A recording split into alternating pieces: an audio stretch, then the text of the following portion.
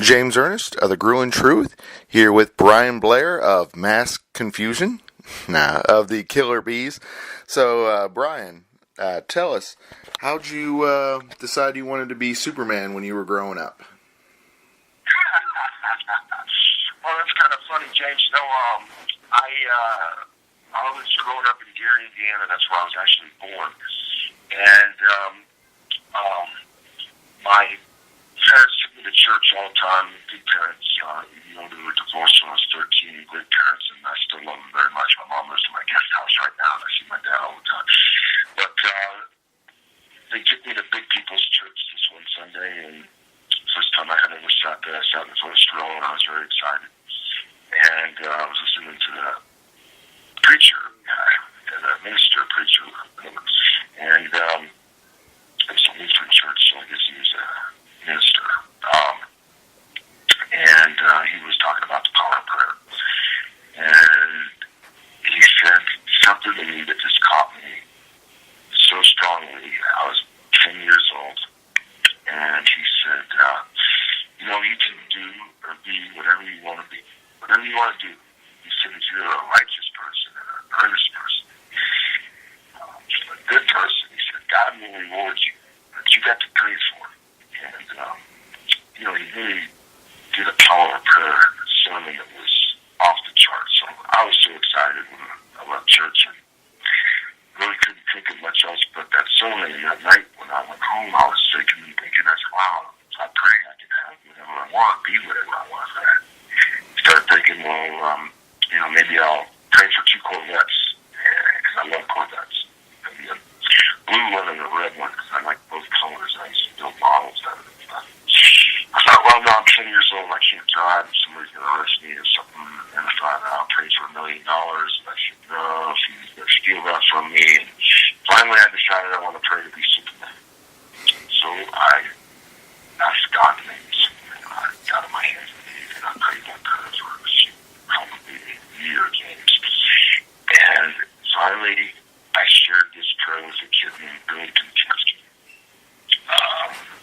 And he started laughing at me and said, man, you can't be Superman. He lives on television, wears a costume, runs like a locomotive and leaps tall buildings and, all that kind of stuff. So it kind of broke my heart a little bit, but I still prayed a lot. And sometimes I'd pray for God to make me Superman. And, in a way, he kind of did. I lived on television, and I could run the ropes like a speeding bullet.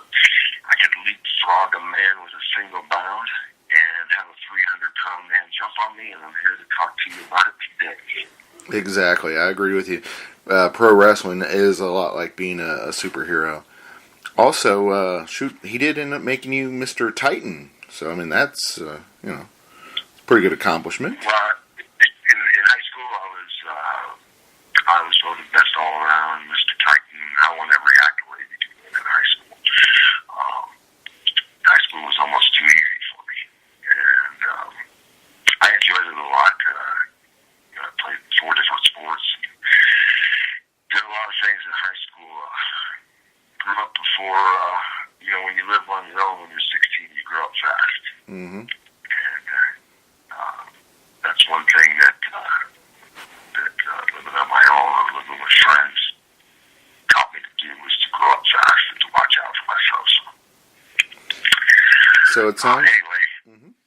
So it sounds like you end up leaving from Indiana to down closer to my way in Kentucky, down to University of Louisville. What was that like? Yeah, Louisville was great. I would still always think about the Red Barn across from Threckle Hall. I don't know if that's still there, but that was one of our great hangouts. And we had two dorms, Johnny Unitas Towers and Threckle Hall, and I stayed in both, but I kind of liked Threckle Hall better. Because it was right across the street from the Red Barn, which was where you could go, socialize, have a beer, have a good time.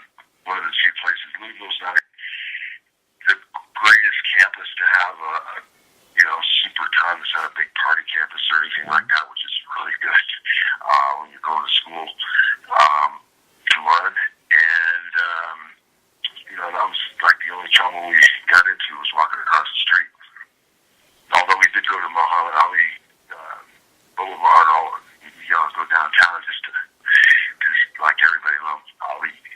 Exactly. They built it. Yeah, that is awesome how, Louisville's got such neat things. Like you said, Johnny Unitas being, playing there, Muhammad Ali, and then, of course, they had the Louisville Bats and the Louisville Slugger Museum. So there are some neat things there.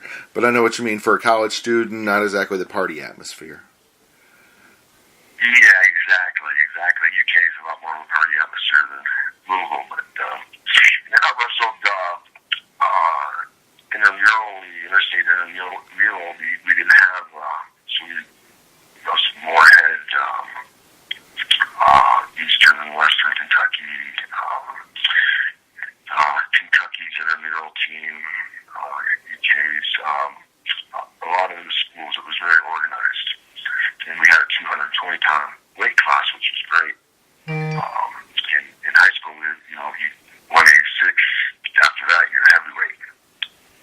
And that's the way it was, when I was in high school. Yeah, I was going to say, fortunately, they've added an in-between weight class. There's like a 215, and I think there might even be a 205 at times. Okay, I thought it was 220. It's 220 in college. Yep. Yeah, in high school it was 215, and then goes to heavyweight. So I know what you mean. They need to have just having more separation there, because in the lower weight classes it seems like every 5-10 pounds there's a different weight class. But once you get over like 200, they're like, yeah, you all just lump together. Yeah, exactly. 186 wrestling guys that are 300 pounds in high school is not fun. No, gosh, no. You're preaching to the choir on that. Yeah, I was around that weight class, like the 189 and all 186 in that area, and then a lot of times we didn't have a heavyweight for different events, so they'd bump me up there. They're like, "Yeah, go out there and go wrestle that 265," and I'm like, "What?" So yeah. No, you are right. It is 189, not 186. I don't know where I got that from, but that's all good. So then you switched over to being a pro wrestler. You had Hiro Masada coaching you up. Yeah. What was that like with having a legend like him? Hiro was awesome. I trained for every summer between college. Mm-hmm. I was going to the University of Tampa. They sold us football and kept wrestling, but I wanted to play football too. And so I got recruited by several schools, and when Vince Gibson from the University of Louisville said, there's a great college not far from you, St. Mill College. I had heard of it, but I didn't know they had a football team. He says, yeah, they have what's called a club football team. That they play Duke, and they play Dartmouth, and they play some Ivy League teams, and it's a good school. If you go there for the first semester, I'll have a scholarship for you by the second semester. I didn't say we're already out of scholarships because I told them no.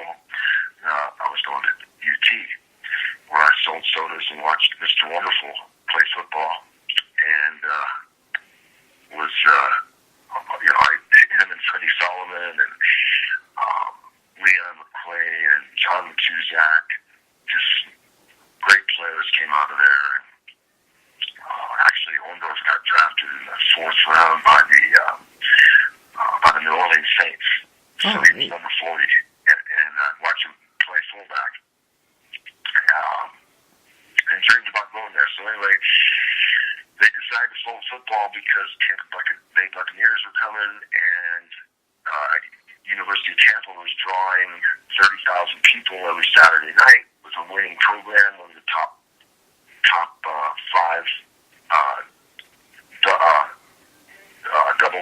NCAA Division II football teams in America. Uh-huh. And so anyway, they folded football, and that's when I went back to Vince and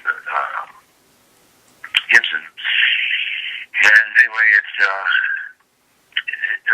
turned out to be good. Yeah, that stinks that they end up. I mean, like you said, with that kind of attendance, I mean, that's ridiculous. Shoot, the Tampa Bay Buccaneers sometimes don't get that attendance. Yeah, well, And the Buccaneers, you know, they went 0-10 their first season. And they knew they weren't going to have a winning season their first year. People like to watch winners. Oh, very true. Yeah, because I've went on StubHub before when, say, the Bengals were playing the Buccaneers, and been disappointed that we can't get those type of prices up here in Cincinnati, because it was $10 a game, $20 a game for regular season tickets, and just baffled the heck out of you. Wow. Yeah. That's amazing. Yeah. So that's cheap? Oh, yeah, down there in Tampa? Yeah. Yeah, it's ridiculous. Oh, in Tampa. Yeah, no, in Cincinnati, no. Our regular season is, I don't know, 80, 90. But, yeah, I would be looking on there because we playing against Tampa. And just because them or Jacksonville at one point, same thing, regular season tickets, you could find them on StubHub so dang cheap. It was ridiculous. Wow. Yeah, that's StubHub. I was going to say, they're not a sponsor, but, yeah, you get good deals on that thing. Yeah, that's great. There's something about the atmosphere, you know, when you go to a live event. Oh, it's so much better. You can watch it on TV, but when you're at a live event, that atmosphere is awesome. I agree with you 100%. Yeah, I was going to say, well, you know about live atmosphere better than everyone else. You've wrestled again in front of, 70,000, 80,000 people before? Oh, yeah. Supposedly 90,000. Whatever WrestleMania 3 was. Oh, yeah. But I wrestled in WrestleMania 2, 3. I wrestled in WrestleMania 4. I was at 5. That's when I gave my notice and wound up not working. Disagreement with Vince because he had promised us the belts 3 times. You know, I could kind of see the writing on the wall with all the new tag teams coming in. And I said, by that time I had been working for 13 straight years, and I needed a break because we were wrestling 300 days a year. And, I was having 300 matches every year. Sometimes we'd have 4 matches in a day for a television taping and 2 matches on a Sunday. It was crazy. So, that's brutal. Then I had my contract in Japan, so, I was going to Japan 10 weeks a year. And, I've had well over 5,000-6,000 matches in my career. And it takes a lot on the body, my friend. I can imagine. Shoot. How that's going to build up over time. And like you said, doing 4 or 5, shows in a night or in a day has got to be rough. Oh, yeah.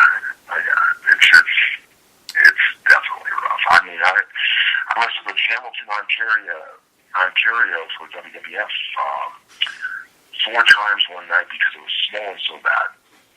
I dislocated my thumb that night because I never worked with Tony Blanchard, and I worked with him for the first time, and when I went to hit him, he pulled his arm up right before my punch got there, and my thumb went all the way back to my wrist. Oh, damn.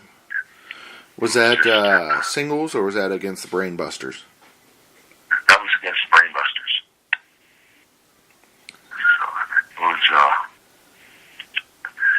It was a lot of fun. I enjoyed working with the guys. They were good workers.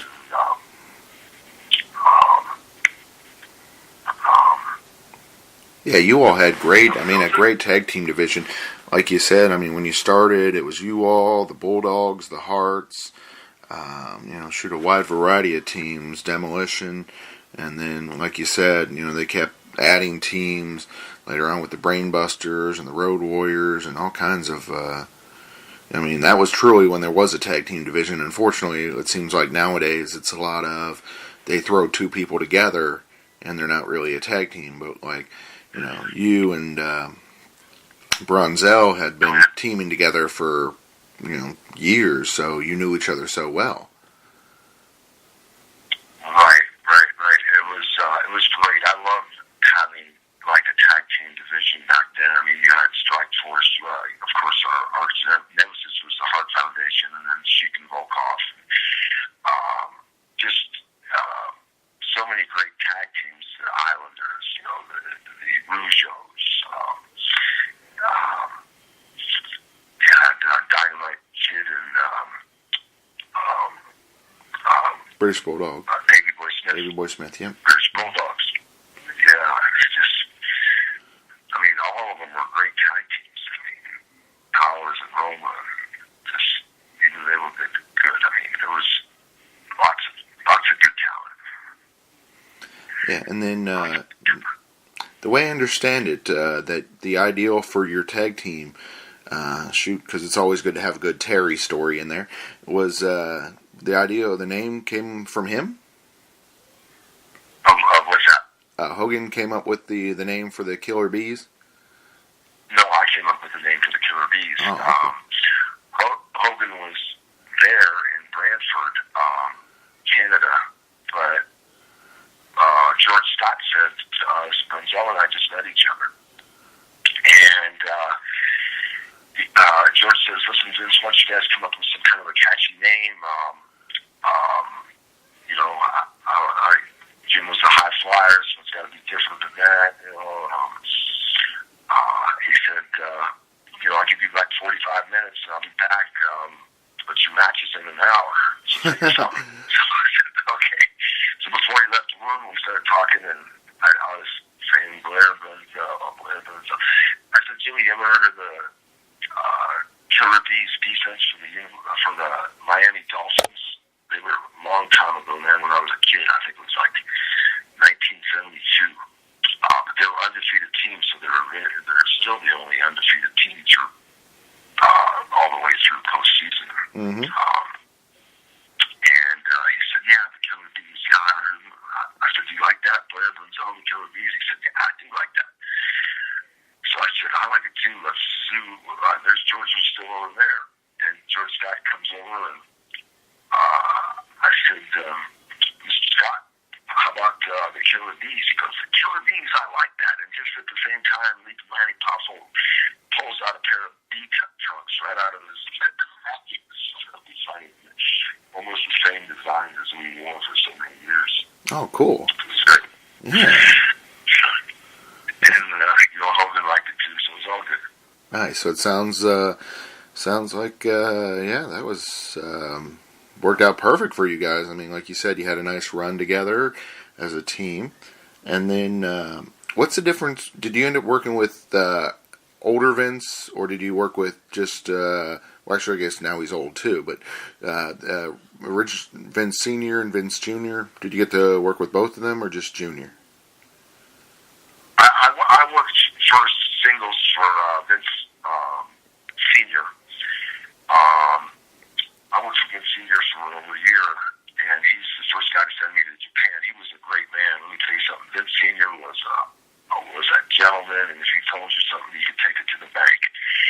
And, he got cancer, which was really bad, prostate cancer. It got bad, and it was really sad. It was tough on Junior and the whole family. And then I left, went to Florida, Georgia, several other territories, and Texas, and Kansas City, and I hated that territory.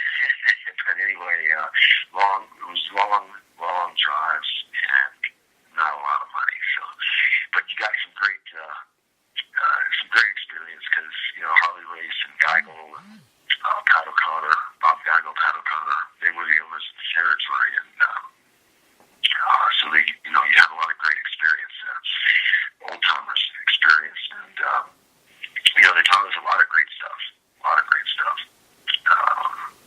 Wouldn't trade it for the world. Yeah, right at that point you'd feuded some with Ventura? Yeah, actually, Jesse and I sold out the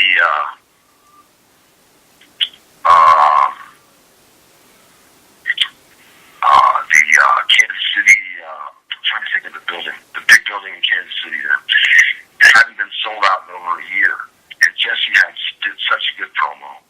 And, they typically pushed the older guys back then. And since, they gave Jesse and I a little push, and we just caught on fire. And it was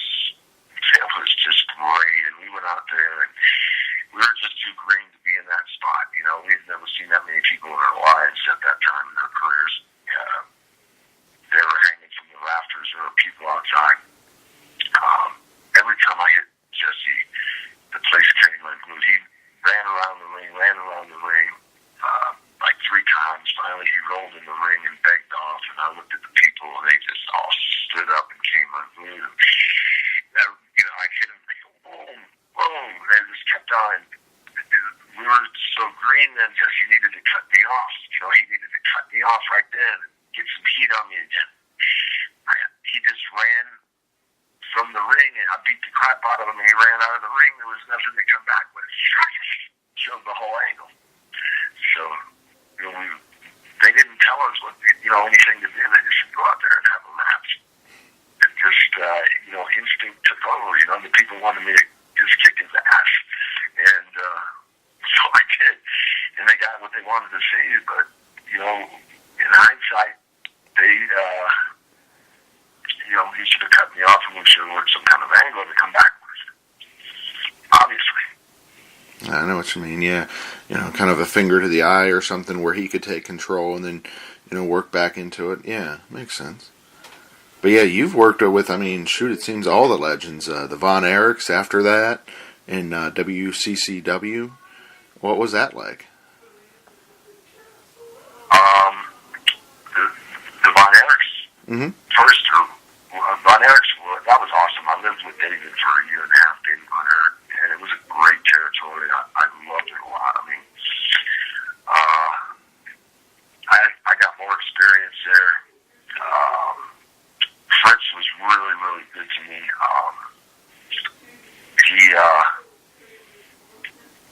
He used to put $100 bill in my envelope, my pay envelope every single week. And that was so nice of him. He wanted me to watch out for David, make sure he was safe and all that. He really cared about his kids so much. And it was a shame what happened. The whole family, the travesty of the family.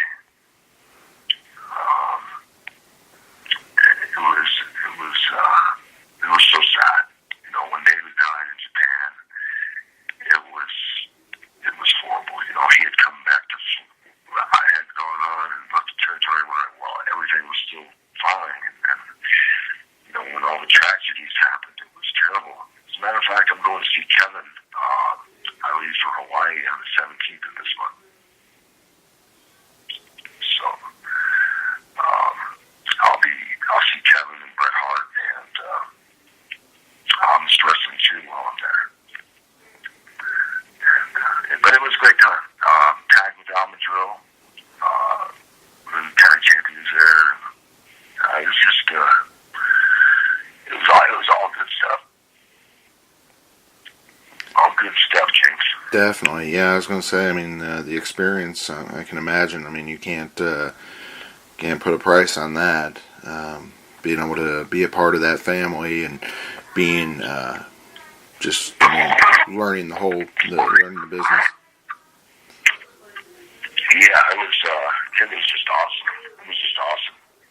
And, so many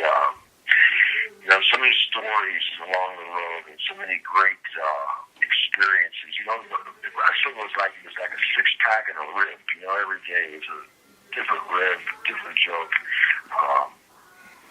Everybody would back then we used to drink and drive, which was terrible. Mm-hmm. But we never got drunk or anything. At least I didn't. I never got drunk. I didn't like it.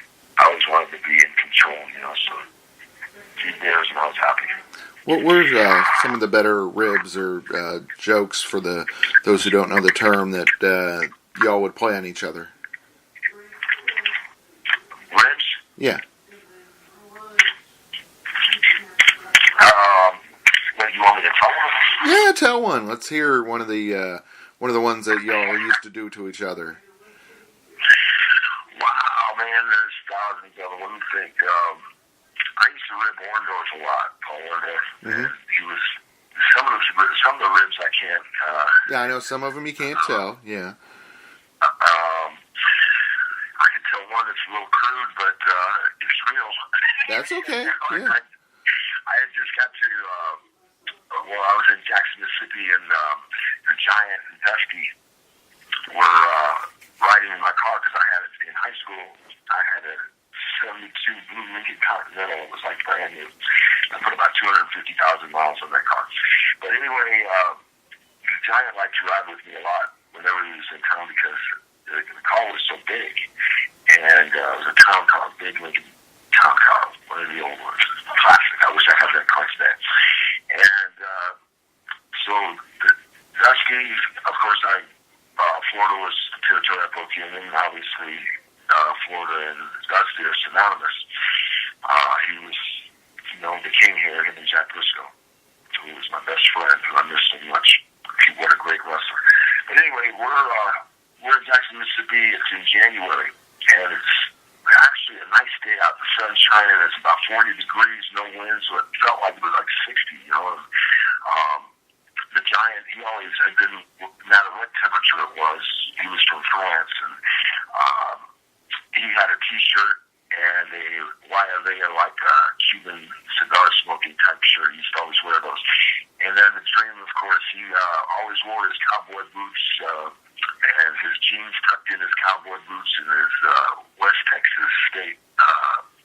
He had a long sleeve West Texas State T-shirt with a T-shirt underneath that. And he goes to me, he goes, "Hey, B-boy," the nickname, long story. He goes, "Hey, B-boy," he said, "Listen, you're driving tonight, and we're going to Greenville, Mississippi. It's about 220 miles, so we got to lick up, and I need you to go to the store." And I said, "Yes, sir, Dream, what do we need?" And he said, "Well, I need you to get a cooler." I said, "Yes, sir, Dream." And he said, "When you get to John, 2 bottles, big bottles of Crown Royal. Get them the 2 big bottles of Crown Royal. Get them a case of Budweiser, and Rolling Stone. Put ice on mine now. Make sure it's cold. Giants don't care, but just put ice in there anyway." And he said, "You can get yourself a 6-pack, whatever kind you want, because you're driving." I said, "Yes, sir, Dream." And he hands me a few $100. And before I leave, he said, "Well, listen," he says, "you need to get a small cooler too, because it's gonna be cold tonight. And I got a McDonald's cup. We'll just piss in the cup and throw in the cooler." I said, "Okay, Dream."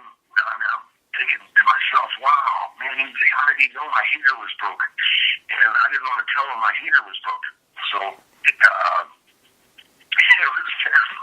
my heater was broken. But anyway, we take off. We're in the car, and it's getting colder and colder. The snow's falling, and I got the defroster on, but we're just laughing and having so much fun. And I'm just listening to these guys tell stories, and it's fabulous. I'm being so entertained. I can't believe I'm with the 2 greatest superstars in the industry right now, Dusty Rhodes and the Giant. This is fabulous.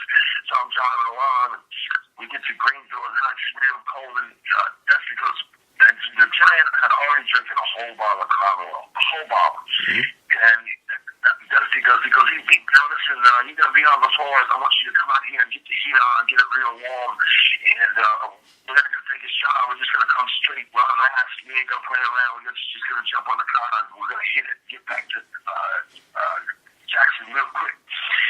I said, "Yes, sir, Dream."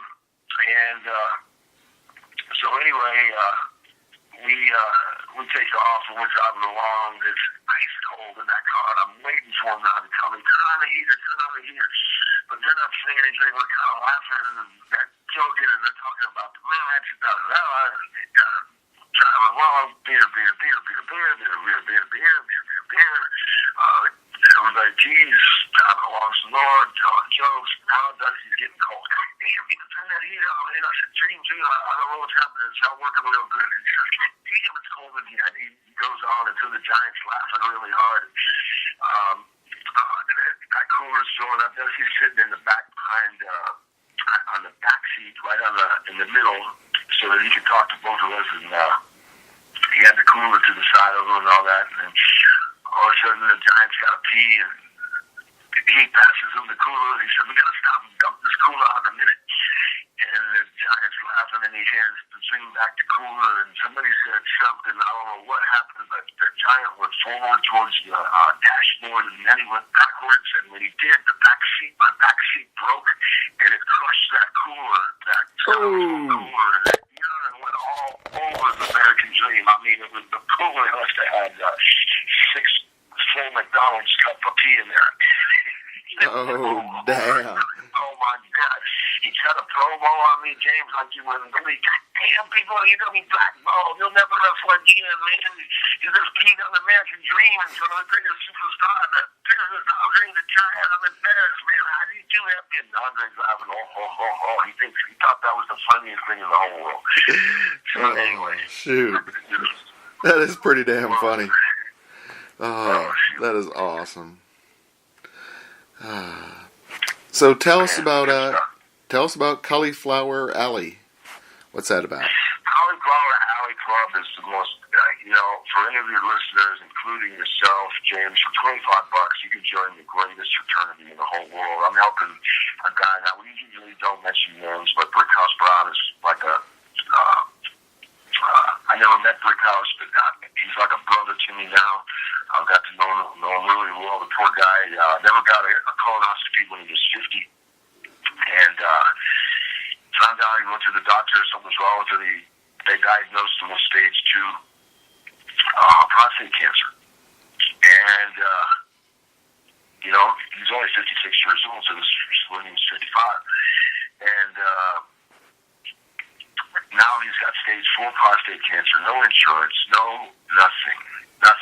His wife left him, he has nothing.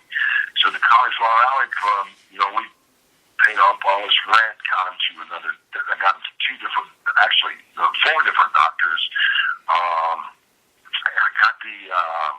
He had to get he's fighting to get on disability. It's a shame, we let people into this country and give them everything, and we got a guy here in America, a red-blooded American that paid taxes and did everything that he was supposed to do, and it's been over a year and he can't get any help, and it's just really pieced me off. So thank God for the Cauliflower Alley Club because, we've spent a lot of money helping Brickhouse, but he's being treated now. He was only getting pain pills before, now he's actually into cancer treatment, and, because people join the Cauliflower Alley Club, that 100% of that money goes to help wrestlers. That's what it does. Or people from the wrestling industry. It might be a referee or a ring announcer. We just help the people from the wrestling industry, and we have 1,800 members or so, and we have a reunion every year that's off the charts, man. I mean, we're having our 53rd in Vegas again this year, and at the Gold Coast Hotel. It's May 30th, April 1st and 2nd. And all you got to do is go to caulifloweralleyclub.org, caulifloweralleyclub.org, one word, caulifloweralleyclub.org, and you can sign up right online. They're $25, and I think there might be a $2 credit card charge or something like that. But you get 4 issues of this newsletter that's outstanding. It's called The Ear. Royal Duncan from Duncan Publishing does it, and it's 4-color. It's got so many great pictures and stories in it. I mean, it's incredible. It's incredible. And you get 4 of those. You get a certificate suitable for framing. You get to be one of the gang. You come to our reunions, which are off the chart. We have like $45 room rates in Las Vegas, and beautiful rooms, car rental deals, all kinds of stuff. So, people should plan on making a vacation of it. It's a fun time. It's a fun time.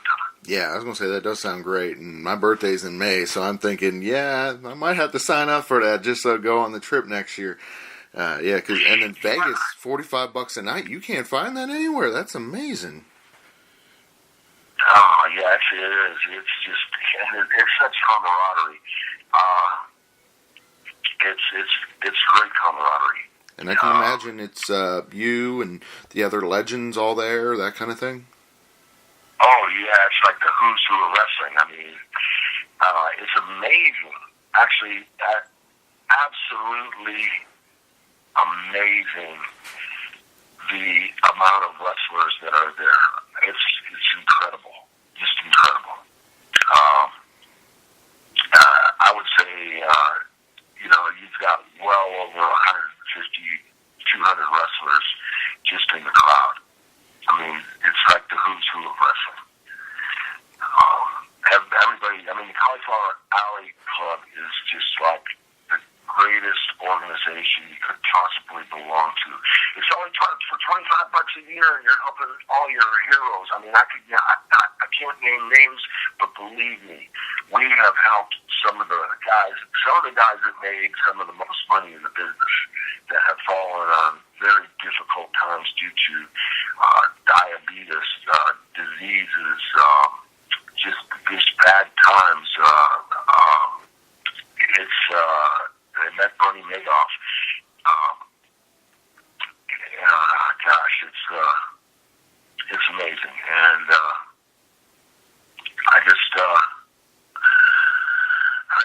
I'm thankful for the Cauliflower Alley Club. You know, I give a lot of my time. Everybody's volunteered. You know, I spend my time a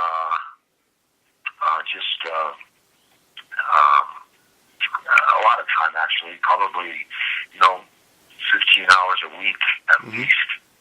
You know, working for the Cauliflower Alley Club. It's just a passion because I see what good it does. Exactly. It's amazing. And a nice way to give back to those who have entertained and feel like they've been a part of our lives over the years. Yeah, exactly. It is. It's like the best $25 you will ever spend in your life. It's so appreciated, and then, like I said, then you're a member of the greatest fraternity on earth, and you can come to any of the banquets, the reunions, and it's just a fabulous time. It's a fabulous group. I mean, it's like you're constantly in touch with the Cauliflower Alley Club once you get a membership because, every quarter you get the newsletter, which is, again, it's so interesting. And you see people that you haven't seen in years in the newsletter. Even if you see the newsletter, you would say, wow, I wish I would have been at the reunion, because basically what the newsletters are, a lot of news stories of current wrestlers and things like that, but a lot of people, which a lot of the new wrestlers are the current wrestlers are at the Cauliflower Alley Club. So there's a picture in the story about them, pictures of the fans, pictures of just good stuff, James, good stuff. Excellent. Yeah, I was going to say, shoot, like you said, not naming names or anything like that, but it brings to mind a Ugandan, for example, that lost both of his legs to diabetes. It sounds like we can mention James Harris too, because he's on the list of mentionable people who he's so happy what the Cauliflower Alley Club did for him that he wants to, really support and sing the Cauliflower Alley Club's praises, because we helped James a lot at a time when he really needed it. Diabetes really got him, and he's a great guy.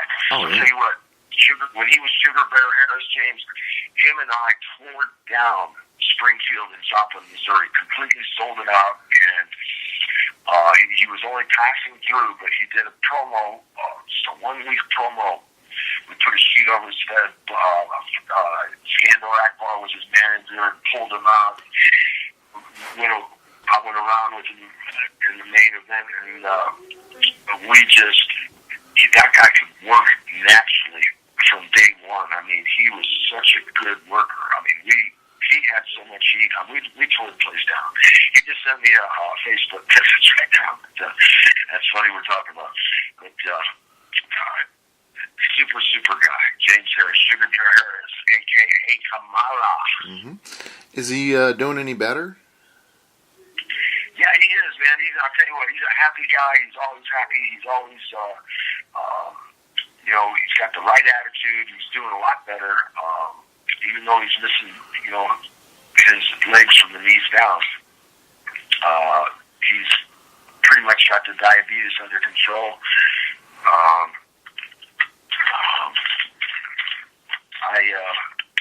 I'll talk to him again pretty soon here and make sure that he's as happy as he looks. Definitely, that's awesome to hear that he's doing better. Because I was gonna say I've seen the stories and all about him, and it was a shame to see how things had changed like that. Yeah, he's just a great guy, Jim. Just a great guy. Can't say enough good things about him. So tell us about your project. I hear you're working on a biography or a movie. Well, I just finished a comic book right now.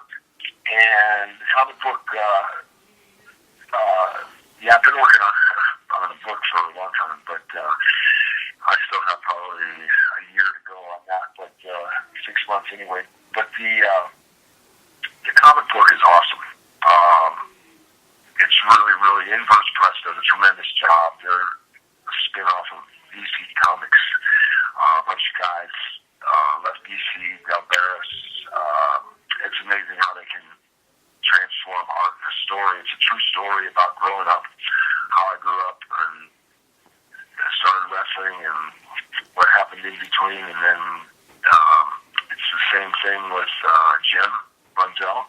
And then the third episode is when we come together, like you started at the top of the show, in Brantford, Ontario, when we decided to become the Killer Bees, and it picks up right from there, and then there'll be some tremendous stories about the writer, John Crawford, has a great way of transforming true stories into short enough stories that you can understand exactly what was going on. He's a wizard with words. So you have been able to become that superhero from Superman in the comics. I guess so. It's really been a super life, actually. I thank God every day for everything I have. It's nice, that good family, and both of my sons work hard. I mean, they gave me hell growing up, but they're both great athletes, but they both had their little demons in them, but they've worked all that out, and they're doing great. So, life's good now. I'm traveling a lot. This weekend I'll be in Philadelphia at the arena on Friday. Then I'll be I'll be at ECW Arena on Sunday in New York City. I'm gonna have another place too on Saturday. Where was that? It was Saturday. Besides the Philly Arena, well, I'm in the Philly Arena twice actually, because Tommy Dreamer later that night has a big show, so I'll be there twice in Philadelphia at the Philly Arena on Saturday, and then Sunday I'll go to New York City, and I'll be at the ECW Arena. Oh, nice. Along with Chuck and Jim Bunzel too. Oh, cool. So you guys are still close, it sounds like. Oh man, I'm humping. I'm almost every weekend I'm going somewhere. Just either signing autographs, wrestling, or goofing off, fishing, or something. Excellent. So tell us about your personal website. At least I believe that was you, right? That has the Brian Blair website. I haven't checked my website in a while. I have a political website, but I actually haven't gone to that in a while. Pretty sad to say that, but that's true. I haven't been in politics for a while, so that's why I haven't gone there. Oh, okay. Okay, that's what that one was about. Because I got to see a little bit of it, but I didn't get to go into too deep on it. But so that was you were in political office for a while? Oh yeah, I was county commissioner here, which is like county-wide in Hillsborough County, which is Tampa, Temple Terrace, and Plant City. It's like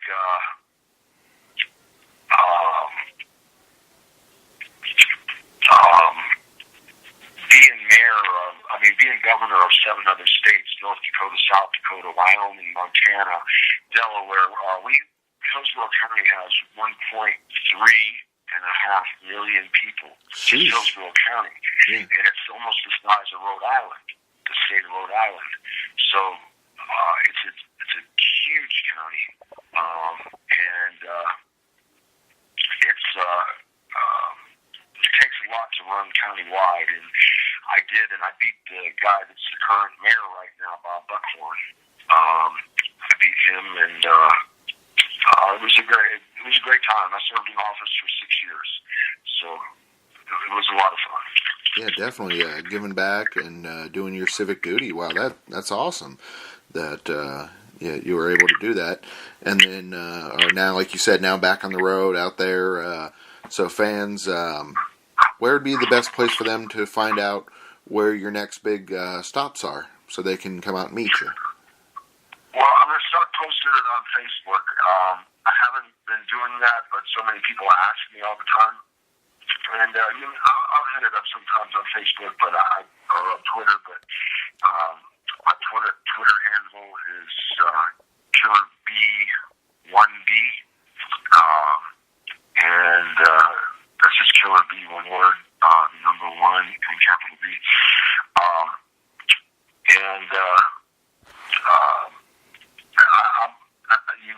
You got me now, James, to where I realize the errors of my way here. I need to start posting my stuff so people do know that. And because I'll be in Indiana, Hamilton, Ontario, Germany. I've got all kinds of places coming up. So I'm going to start doing that just because you reminded me. Excellent. Yeah, I was going to say, putting it on there, and then like putting it on the Cauliflower Alley. That way, shoot, people that go sign up for that, they're probably big fans. They can check out where you guys are going to be at. And like you said, shoot, once you sign up for Cauliflower Alley for only, what was it, $25, maybe $27, counting the service charge. Yeah. Yeah, can't go wrong with that. So then, yeah, y'all can stay up to date. That's a great idea, my friend. I appreciate that. Hey, my pleasure. I'm glad you came on the show. This has been very interesting.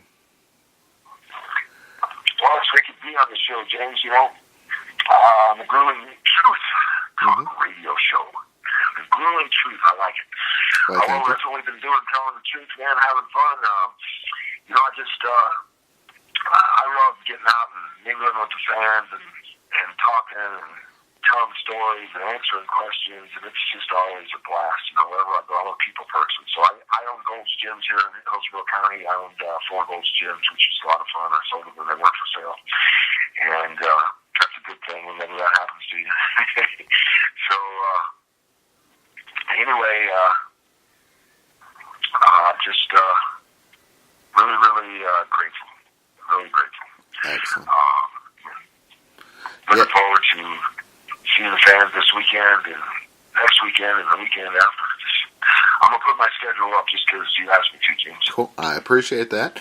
And definitely we'll stay in touch. And yeah, anytime there's a big event coming up, definitely look forward to, like say you said the big event is May 30th next year.